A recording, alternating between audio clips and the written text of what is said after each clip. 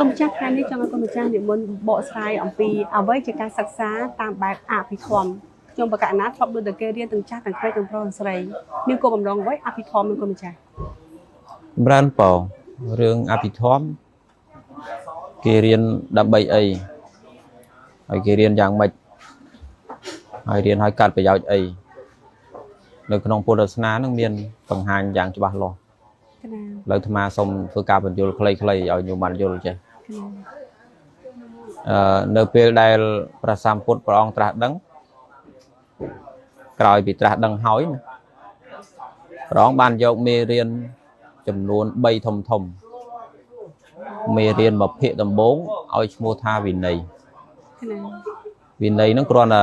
ជាមេរៀនដែលនិយាយពីសិលពីច្បាប់ពីក្បួនអនុវត្តពុទ្ធហាត់កាយចិត្តមួយចំនួនគេហៅថាវិន័យប្រសងដោយប្រសងប្រសក់ដោយប្រសក់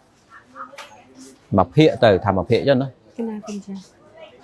ដល់ពេលមេរៀនមួយភាគទៀតឲ្យឈ្មោះថាប្រសូតប្រសូតនោះគឺជាមេរៀនចម្រុះ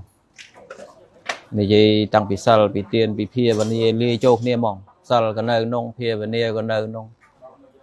ទានក៏នៅក្នុងនិយាយទៅវិន័យប្រសូតគឺជាភាគច្រើនគឺជាមេរៀនដែលនិយាយអំពីរបៀបកសាងកុសលកសាងបុណ្យអនុវត្តយ៉ាងម៉េចដែលធ្វើឲ្យជីវិតនឹងចេញពីបាបបានអនុវត្តយ៉ាងម៉េចធ្វើឲ្យជីវិតនឹងកើតផលកុសលបានអនុវត្តយ៉ាងម៉េចធ្វើឲ្យចិត្តនឹងប្រសើរឡើងបាននឹងជាមេរៀនប្រសូតហើយ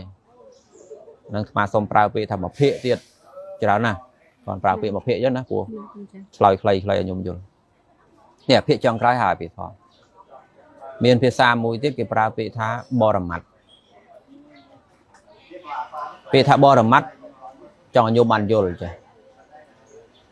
ពាក្យថាបរមត្តចង់និយាយថាវាមានន័យជ្រៅវាមានន័យប្រសើរខ្លាំងជ្រៅខ្លាំងលំអិតខ្លាំងអាត្មាឧបមាថារបស់មួយបើនៅទាំងដុលមិនទាន់ហៅថាបរមត្តទេតែបើគេពុះជ្រាកវាលំអិតមកជ្រុងហើយយកមកជ្រុងមកច្បូតមកតសៃហើយយកមកតសៃនោះមកកនច្បាច់យកជាតិ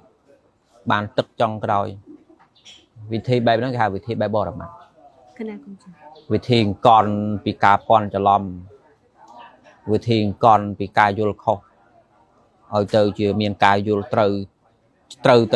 ទៅលំអិតទៅការពិតទៅហ្នឹងគេហៅថាវិធីបរមត្តហើយសួររៀនវិធម្មគេរៀនអីគេរៀនពីរឿងនោះគេយកចិត្តហ្នឹងមកកនគេយកកាយហ្នឹងមកកនរៀនពីចិត្តពីកាយណាវិធម្មមិនរៀនពីអីទេញោមអវិធម្មមិនរៀនពីកាយចក្រវាសកលលោករៀនពីស្អីនៅក្រៅហើយវិធម្មហ្នឹងរៀនតែពីក្បាលដល់ចុងជើងអញ្ចឹងរៀនពីកាយពីចិត្តគេយកចិត្តយកកាយហ្នឹងមកសិក្សាមកវិភាគមកកនវាដើម្បីស្វែងរកពីដំណើរដើមតងពីការទឹកពីការពិតពីបច្ច័យរបស់វាដែលគេរៀនពីរឿងហ្នឹងនិយាយពីរឿងរៀនណារៀនពីអីគឺរៀនពីរឿងហ្នឹងនេះដោយសារញោមសួរបែបលក្ខណៈអ្នកថ្មីហើយសួរកឆេកឆោចពេកអញ្ចឹងក៏ឆ្លើយបែបហ្នឹងឲ្យខ្ញុំឆាប់យល់ណា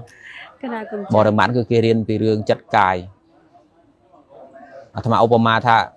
បើយើងគ្រាន់តែសិក្សាបែបត្រួសសិក្សាពីដៃពីជើងពីក្បាលរាងកាយរបស់មនុស្សបែងចែកជាអវយវៈ5មានដៃមានក្បាលមានដងខ្លួនមានជើង2អានឹងមិនសិក្សាជាបរមត្តទេសិក្សាលក្ខណៈប្រសូតតែបើសិក្សាដល់បរមត្តហើយលែងនិយាយពីរឿងដៃក្បាលជើងនិយាយពីរឿងក្នុងកាយនឹងបែងចែកជាធាតុប្រមាណប្រភេទពុណារឹងរាប់ថាបតវ័យធាតុស្អីខ្លះទៅសាច់ឆ្អឹងកញ្ចក់ស្បែកសក់សិតប្រភេទបតវ័យហើយហ្នឹងអាហ្នឹងមកដុំញែកវាទៅអញ្ចឹងណាដល់ពេលពុណានៅក្នុងរាងកាយហ្នឹងដែលមានលក្ខណៈបែបរាវយើងហៅថាបោធាតុស្អីទៅទឹកមាត់ទឹកនោមឈាមខ្ទុះខ្លាញ់នឹងមកកងទៅគេញែកមកអញ្ចឹង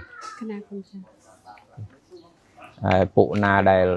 ចាប់បានមើលឃើញប៉ុន្តែមានលក្ខណៈសញ្ចរទៅចុះក្រោមឡើងលើឆ្វេងស្ដាំហៅពួកវេយោធាតុចូលដង្ហើមចូលខ្យល់ដង្ហើមចេញខ្យល់ក្នុងពោះវៀនបតាំងខ្ cho bọ tam thà lại đai chương để thằng non cho lo chương đai dơ nó vì miền bà hầu vì miền ốc cả đại anh miền cho đó vì phải chia bên này anh đang mập hiện từ đó là về cái sắc xa mập hiện tiến cái sắc xa thiệt na là vì mình miền rụng miền riêng cái bên đại về miền lạc nặng đột cầm đào cầm plan tùm lia cái hai thá áo thiệt tê châu thiệt cho làm một tê châu thiệt thiệt lương thiệt đào mình thiệt lương hay thiệt cầm đào nhưng việc đột riêng cài bao giờ cho đột cầm đào ha cho đột bên cho lại lương đột cầm đào ha lương đột riêng cài ở chập chặt bột phơi nắng bờ sập xa vì cái sập xa rồi kia là bắt tay trắng này họ là về chặt bao giờ vinh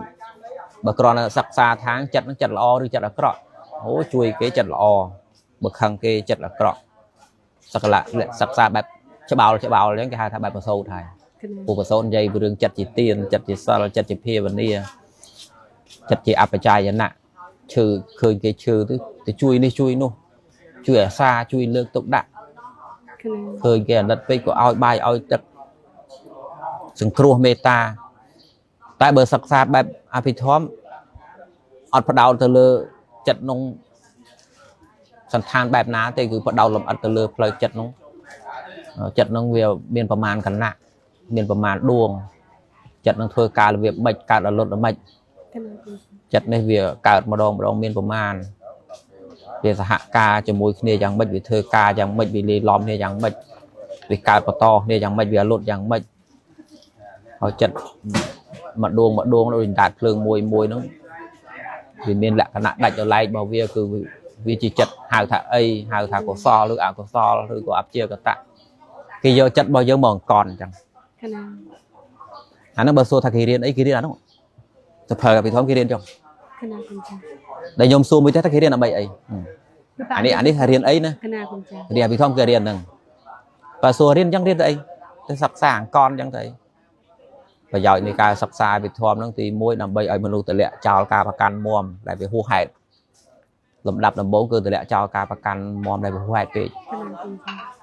អាត្មាមិននិយាយពីកម្រិតនៃការលះបង់បែបរិយបុគ្គលទេណានិយាយពីរឿងថាការប្រកាន់មមដែលហួសហេតុពេកអាត្មានិយាយឧទាហរណ៍ចេះឧទាហរណ៍ថាមនុស្សក៏ព្រោះតែប្រកាន់មមហួសហេតុពេកមកត្រឹមតែមករស់សោះមានពេលខ្លះទៅច្បាច់កគេយកចេះចង់ក្រងផែនដីម្នាក់ខ្ញុំគិតថាហួសហេតុពេកអត់ហួសហេតុគឺចាចាំបើយើងកើតមកក៏ស៊ីបាយមួយចានទៅណាមួយចានក៏រស់ដែរអ្នកមានអ្នកក្រទីតែមួយចានរស់ដូចគ្នាមែនទេឥឡូវនិយាយពីរឿងស៊ីណាក្រក់ស្ដាប់បន្តិចហើយបើនិយាយពីទឹកផឹកវិញមានក្រប៉ុណ្ណាក៏យ៉ាងច្រើន3លីត្រមួយថ្ងៃ2លីត្រ3លីត្រសុខភាពល្អ1លីត្រក្រោម1លីត្រខូចសុខភាពកើតអ្នកមានប៉ុណ្ណាក៏ផឹកទឹកប៉ុណ្ណឹងមួយទៀតកើតអ្នកមានប៉ុណ្ណាក៏កងស្លៀកពាក់កៅអៅតែមួយឈុតទេណាញោមណាពាក់ម្ដងពីរឈុតត្រួតលើគ្នាមានមនុស្សឈួតទិញពីហាងណាក៏នៅតែពាក់តែមួយឈុតដែរមែនទេបើជាពោលោកវិញតែមកពណ៌បណ្ដោយដូរខ្លះមែនបើពណ៌ដដែលមានស៊ីវិល័យតាណាទៀតអត់ទេមានក្រប៉ុណ្ណាក៏កងតែដេកតែមួយខ្នងទេខ្ញុំធ្វើផ្ទះធំប៉ុណ្ណាដល់ពេលខ្ញុំដេកមិនដេកគ្រប់បន្ទប់ទេខ្ញុំដេកតែមួយបន្ទប់ទេហើយបន្ទប់ខ្ញុំធំប៉ុណ្ណាដល់បើហើយក្រោយខ្ញុំដេកតែមួយខ្នងទេមែនអត់មានក្រប៉ុណ្ណាដាក់កូនអង្គុយភ្លាមអង្គុយលើឡានក៏អង្គុយតែមួយកៅអីឡានធ្វើពីមាសក៏ដែរក៏អង្គុយតែមួយខ្នងមិនអង្គុយគ្រប់កៅអីណាមែនអត់កណាគុំចាហើយបើសិនបើការពិតជាក់ស្ដែងតម្រូវការនៃរាងកាយវាតែប៉ុណ្្នឹងទេធម្មជាតិបង្កើតមកណាវាមិនទាលើក្នុងទេខ្ញុំយល់អត់ចង់និយាយថាធម្មជាតិវាបង្កើតអីវាដាក់លក្ខខណ្ឌរបស់វារួចហើយដោយរាងកាយយើងកើតមកអញ្ចឹងធម្មជាតិបង្កើតមនុស្សមកវាដាក់លក្ខខណ្ឌនៃមនុស្សតែមនុស្សរស់ត្រូវការប្រមាណបានរស់មនុស្សត្រូវការខ្យល់ដកដង្ហើមត្រូវការទឹកផឹកត្រូវការចំណីចូល3ពេលឬក៏2ពេល1ពេលក៏រស់ដែរត្រូវការកន្លែងដេកកុំឲ្យខ្យល់ភ្លៀងចំខ្លាំងពេកវាពុកផុយលឿនអញ្ចឹងដេកមកល្មមមកបិទបាំងកុំឲ្យសัตว์ខំពេលឈឺម្ដងយូរមានម្ដងក៏លេបថ្នាំតម្រូវការរាងកាយវាតែប៉ុណ្្នឹងទេអ្នកមានអ្នកក្រលោកសិទ្ធិខាបដីឬក៏បរិជាជនរាសាមញ្ញធម្មតាប្រសក់ឯណាក៏ដោយធម្មជាតិវាដាក់លក្ខខណ្ឌនៃរាងកាយតែប៉ុណ្្នឹងប៉ុន្តែចិត្តវាហួសហេតុខ្ញុំស្គាល់ចិត្តហួសហេតុអត់បើមិនហួសហេតុឧទាហរណ៍ជីវិតញោមសាមញ្ញធម្មតារកស៊ីសុចរិតចង់បានលុយក៏រកលុយទៅព្រោះត្រូវការណា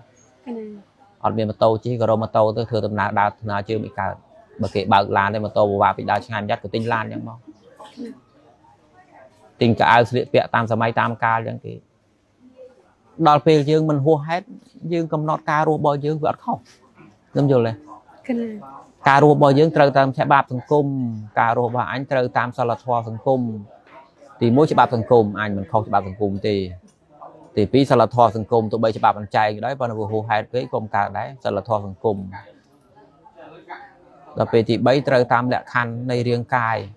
វាអត់ចាំបាច់លើសនឹងផង កណា នឹងចាត់ទោសថាជីវិតវាមិនហួសហេតុមិនប្រកាន់ហួសហេតុ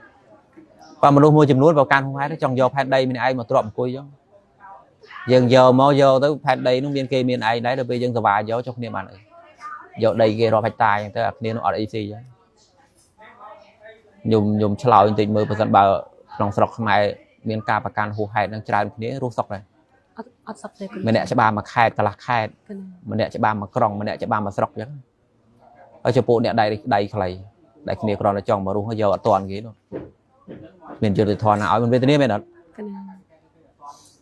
ដល់ពេលការរៀនអភិធម្មគេរៀនដើម្បីអីរៀនដើម្បីទាត់ចោលការប្រកាន់ដែលពហុហេតុនឹងលំដាប់ទៀតផុតហើយក ណាកុំចា តាន់ទេញក្រោយពីជីវិតបានស្វែងយល់ថាអញពីក្បាលដល់ចង់ជើងអាសាបងតើមានខ្លឹមសារអីប្រហែលទេពីដើមគេតែចង់បាននេះចង់បាននោះដើម្បីខ្លួនដល់ពេលមកលេងមើលខ្លួនមានអីសោះពីដើមថាចង់បានដើម្បីអីមួយមនុស្សថាចង់បានក៏ត្រូវដើម្បីអីហើយក ណា ហើយបណ្ដាលអីទាំងឡាយនោះគឺមានខ្លួនឯងនោះដែរចង់បានដើម្បីខ្លួនឯងចង់បានដើម្បីប្រពន្ធខ្លួនឯងចង់បានដើម្បីកូនខ្លួនឯងចង់បានដើម្បីមុខមាត់ខ្លួនឯងវាសិតតែមានឯងនោះហើយមែនអត់ កណា ប៉ុន្តែពេលមកសិក្សាពីឯងមកសិក្សាពីឯងសិក្សាទៅដូចអាត្មាថាមិញគឺប្រយោជន៍អីផងចាំបាច់ណាស់ណាយពេកហត់ពេកចាប់ផ្ដើមហត់ដល់ពេលយើងកំណត់ការរស់នៅបើថាព្យាយាមខ្លាំងព្យាយាមជួយគេឯងផងមែនទេ កណា កុំឲ្យវាអាសាបងរស់នៅចាំស្លាប់ទៅវិញអត់ប្រយោជន៍ប៉ុន្តែដើម្បីតែខ្លួនឯងដូចមិនចាំបាច់កណាទេមែនទេ កណា នេះរៀនអភិធម្មរៀនដើម្បីចង់អភិធម្មមិនរៀនឲ្យយល់ចឹងហើយគ្រាន់តែបដងថាអូអានេះទឹកដីភ្លើងខ្យល់នេះម៉ានដួងអង្គុយសូត្រចាំរាល់ថ្ងៃចឹងទេប្រយោជន៍របស់វារៀនដើម្បីចឹងកុំឲ្យការប្រកាន់របស់ហួសហេតុ កណាកុំចា នឹងលំដាប់អនបំផុតហើយខ្ញុំលំដាប់អនបំផុតគឺប៉ុណ្ណឹង កណា អាឈានទៅដល់លះចោលតាំងពីអកុសលក្នុងចិត្តអីទោសៈមោហៈនោះលំដាប់ខ្ពស់ទៀត កណា បានលំដាប់យ៉ាងអនបំផុតបានដឹងថាជីវិតមិនចាំបាច់ចង់ទេវាអត់ត្រូវទេវាហួសហេតុវាធ្ងន់ កណា មានប្រយោជន៍អីអញខំប្រមូលផែនដីដើម្បីអញទៅពេលមើលអញវិញមានប្រយោជន៍ទេគ្រប់គ្រងបានទេទឹកដីភ្លើងខ្យល់តិចទៀតពុកផុយតាមពេលវេលាទៅបាត់តិចអនិច្ចំតិចទុក្ខំតិចអនត្តាមករងថ្ងៃពួកហ្នឹង កណា ដល់ពេលយ៉ាងទៅក៏ប្រើជីវិតមិនហួសហេតុ កណាកុំចា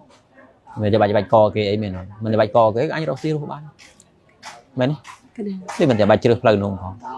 ចាំបាច់ជ្រើសយកច្បាមផែនដីឲ្យពលរដ្ឋឯងវេទនាចឹង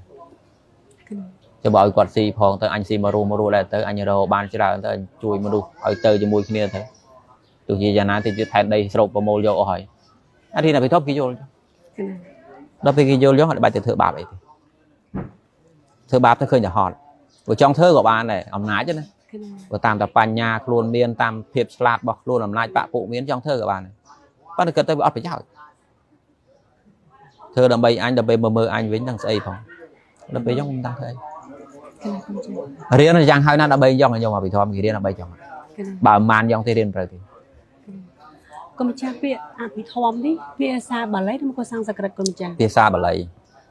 អភិធម្មៈ កណាកុំចាអាចសម្រាប់ខ្លីបានទេពាក្យថាអភិធម្មភាសាបាលី អភិនឹងមានន័យថាវាជ្រៅវាមានន័យជ្រៅវាមានខ្លឹមសារបណ្ដាលមេរៀនដែលជ្រៅទាំងឡាយរបស់ព្រះណា កណា អា7ក្បាលមានធម្មសង្កណីជាដើម7វគ្គ7ភាគរបស់វាហ្នឹងមេរៀនអភិធម្មហ្នឹងវាមានខ្លឹមសារស៊ីជម្រៅបំផុតបើធៀបជាមួយនឹងមេរៀនផ្សេងវាជ្រៅណាស់វាលម្អិតវាជ្រៅដូចអាត្មាប្រៀបញោមស្ដាប់ចឹងបើនិយាយពីរឿងរាងកាយយើងបើយើងរៀនពីរឿងថាឥឡូវយើងត្រូវដេកម៉េចយើងត្រូវដើរម៉ោងណាយើងងើបពេលណាយើងត្រូវហាត់ប្រាណយ៉ាងម៉េចចេញចូលផ្ទះម៉ោងណារៀនទូមានកាយបែបហ្នឹងគេហៅថារៀនបែបវិន័យ អញ្ចឹងមានថាអភិធម្មនេះស្មើនឹងការរៀនវិន័យទេកុំចា ចង់និយាយថាអភិធម្មហ្នឹងវាហួសទៅបាត់ហើយក ណា បើតែថារំលងវិន័យរៀនវិន័យរួចហើយបានទៅរៀននោះសម្រាប់រៀនណា កណាកុំចា តែអាត្មាចង់ឲ្យញោមបានយល់ថាឧទាហរណ៍ពាក់ព័ន្ធរាងកាយបើយើងរៀនពីរឿងដេកដើរឈរអង្គុយម៉ោងណាចេញចូលផ្ទះម៉ោងណាហូបចុកម៉ោងណានឹងរៀនពីរឿងវិន័យហើយហ្នឹង ក គណៈគុណចា តែបើរៀនពីរឿងរាងកាយនឹងរៀនពីរឿងថាមិនទៅល្អមិនទៅអាក្រក់នេះល្អបែបនេះអាក្រក់បែបនេះសិលធម៌បែបនេះអសិលធម៌បែបនេះអានឹងរៀនបែបប្រសូត គណៈ តែបើរៀនពុះជាដូចអាត្មានិយាយមិញសិក្សាបែបវិទ្យាសាស្ត្រផងអីផង គ